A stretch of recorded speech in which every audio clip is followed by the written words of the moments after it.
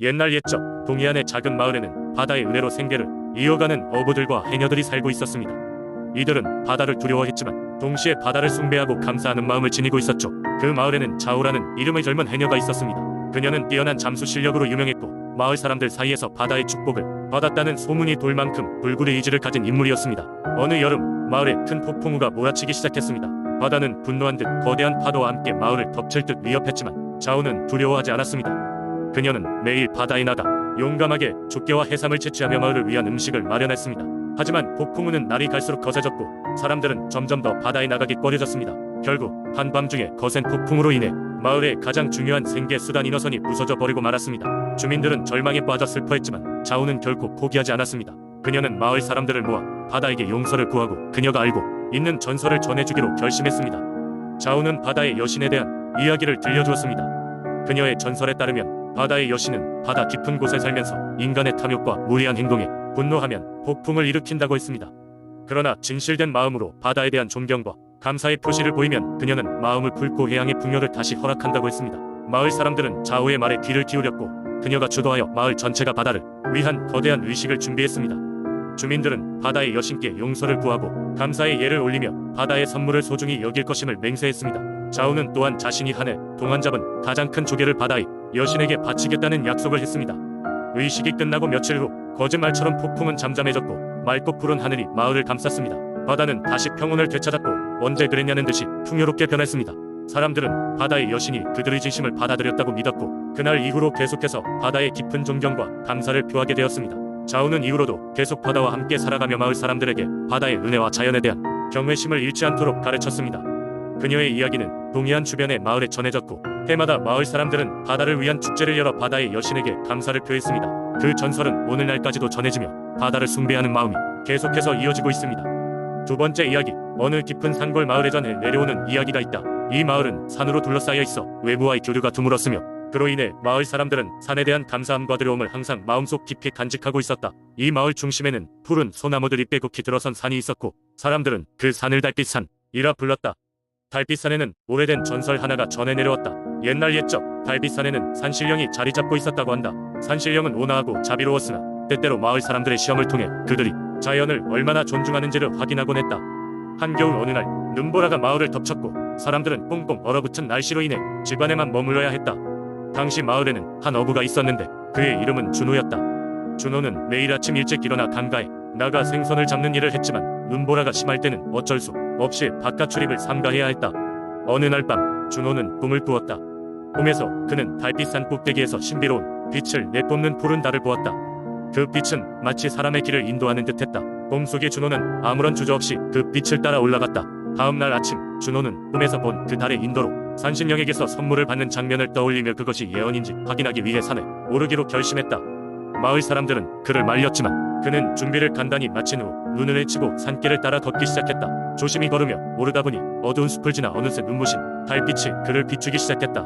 달빛을 따라 준호는 마침내 산 정상에 도달했고 그곳에서 백발의 산신령과 마주했다. 산신령은 미소를 지으며 말했다.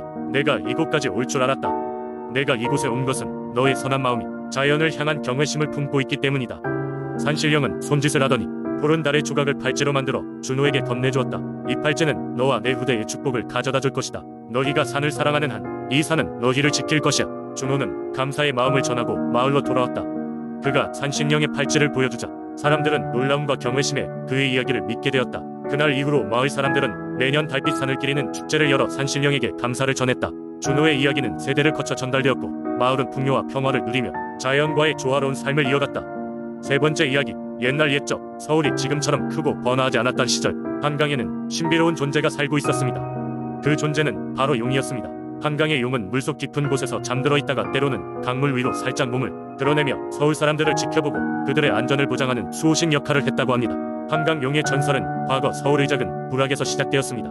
그 부락 사람들은 한강 근처에서 농사를 지으며 소박한 삶을 이어갔습니다. 하지만 가뭄이 찾아오거나 홍수가 날 때면 사람들은 늘 안전을 걱정하며 생활해야 했지요. 어느 여름 한강의 수위가 유난히 높아지면서 강가 근처의 마을이 큰 피해를 입을 위기에 처했습니다. 마을 사람들은 매일 하늘에 기도를 올리며 그들의 터전을 지켜달라고 간절히 빌었습니다. 어느 날 새벽 마을의 장로였던 이남근 할아버지가 꿈을 꾸었습니다. 꿈속에서 한 노인이 나타나 무엇인가를 속삭였지요. 강 속에 잠자는 용이긴 하지만 너희들의 염원을 들었다. 마음을 모아 신에게 정성을 보여주면 용이 너희를 지키러 올 것이다. 꿈에서 깨어난 이남근 할아버지는 마을 사람들을 모아 이 이야기를 전했습니다. 사람들은 아직 의심스러웠지만 서로 마음을 합쳐 정성을 들이기로 결정했습니다. 그들은 강가에 제단을 쌓고 가장 좋은 쌀로 밥을 짓고 풍성한 음식을 준비했습니다. 하루 종일 강가에서 기도를 올린 후 밤이 되자 마을 사람들은 하나둘씩 집으로 돌아갔습니다. 캄캄한 밤 한강은 여전히 넘실거리고 있었지만 마을에는 이상한 고요가 흐르고 있었습니다. 그 밤 거대한 용이 한강 물결 위로 솟아올랐습니다. 윤기나는 비늘이 달빛에 반짝였고 그의 커다란 눈은 마치 별처럼 빛났습니다. 용은 물결을 타고 유유히 마을 근처로 다가오더니 머리를 돌려 마을을 한번 살펴보았습니다. 깊은 포효와 함께 용이 꼬리를 크게 흔들자 강물이 급격히 물러나면서 마을을 덮친 물길이 다시 한강으로 돌아갔습니다. 그제서야 용은 다시 강물 속으로 사라져갔습니다. 다음날 아침 마을 사람들은 기적을 목격했습니다. 강가 주변에 물어났던 홍수의 흔적이 쓸려나가고 강물은 다시 잔잔해져 있었습니다. 사람들은 한강의 용이 자신들을 지켜주었음을 확신했고 그 이후로도 마을에 무슨 큰일이 있을 때마다 용에게 감사의 마음을 전하곤 했습니다. 이러한 전설은 오랜 시간 동안 전해 내려오면서 서울에 사람들에게 큰 위로와 용기를 주었습니다. 그리고 지금도 한강의 용은 서울의 흔적 속에 깊숙이 자리 잡고 있어 사람들이 서울을 사랑하고 보호하도록 이끈다고 전해집니다. 이처럼 한강용의 이야기는 서울 민속신앙의 중심에서 사람들의 마음을 묵묵히 지키는 존재로 자리매김한 전설입니다. 네 번째 이야기, 옛날 옛적 경상남도의 아름다운 도시 진주는 푸르고 수려한 자연경관을 자랑하는 고장으로 그 명성은 사방에 널리 알려져 있었다. 산과 강이 있는 지형으로 사람들은 농업과 어업을 통해 평화롭게 살아가고 있었다. 그러나 자연의 아름다움과는 대비되게 때때로 마을 사람들은 알 수 없는 재앙에 시달리곤 했다. 갑작스러운 홍수나 불길한 기운이 도시에 들이우는 나날들이 있곤 했다. 그래서 사람들은 이곳을 보호해 주림 있는 수호신을 찾기로 결정했다. 여러 명의 점술가와 무속인을 초청하여 그들에게 지혜를 구했다. 무속인 알마은 여러 날을 천막 속에 머물며 하늘과 대화를 이어갔다. 그러던 중 땅속에 큰 비밀이 숨겨져 있다는 계시를 받게 되었다. 그녀는 신중히 말을 꺼냈다. 여러분, 이 도시에 재앙이 닥치는 이유는 이곳에 용이 잠들어 있기 때문입니다. 땅속 깊은 곳에 봉인된 용김사룡이 꿈틀대고 있습니다. 이 용은 진주 강뿐만 아니라 산과 땅의 기운을 조절하는 매우 강력한 존재입니다. 우리가 해야 할 일은 용의 잠을 깨워 도시에 번영과 평화를 가져오는 것입니다. 할망의 말에 마을 사람들은 경청하며 놀라워했다. 그동안 진주는 다사다난했지만 그 이유가 땅속 깊은 곳에 있었던 것이다. 마을 원로들은 토론 끝에 용을 깨울 방법을 찾아 나섰다. 무속인들의 제안에 따라 강가에 큰 제단이 세워졌고 마을의 장로와 젊은이들이 함께 용에게 올릴 예제를 마련하기 시작했다. 그렇게 하루하루가 지났고 제사의 날이 밝았다.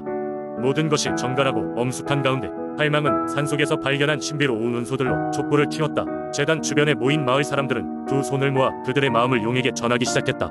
그리고 이제 할망의 인도에 따라 중요한 순간이 다가왔다. 용이시여, 우리의 땅을 지켜주시고 삶을 번성하게 해주소서. 할망의 목소리가 울려 퍼졌고 한순간 모든 것이 고요해졌다. 그때 대지가 천천히 움직이기 시작했고 땅속에서 깊은 떨림이 일어났다. 사람들은 침착하면서도 두려운 마음으로 그 자리를 지키고 있었다. 느닷없이 하늘 위로 거대한 비가 내리치기 시작하면서 신비로운 무지개가 나타났다. 그것은 마치 하늘과 땅을 잇는 다리가 되어주고 있었다. 이윽고 대지의 떨림은 멈추고 평온이 찾아왔다. 사람들은 느낄 수 있었다. 용이 깨어나 이 땅을 축복했음을. 그 이후로 진주는 다시는 예전과 같은 재난을 겪지 않았다고 한다. 그날 이후로 사람들은 해마다 김사령을 기리며 제사를 지내고 진주를 수호하는 수호신의 전설은 입에서 입으로 전해지면서 이 도시의 일부분이 되었다.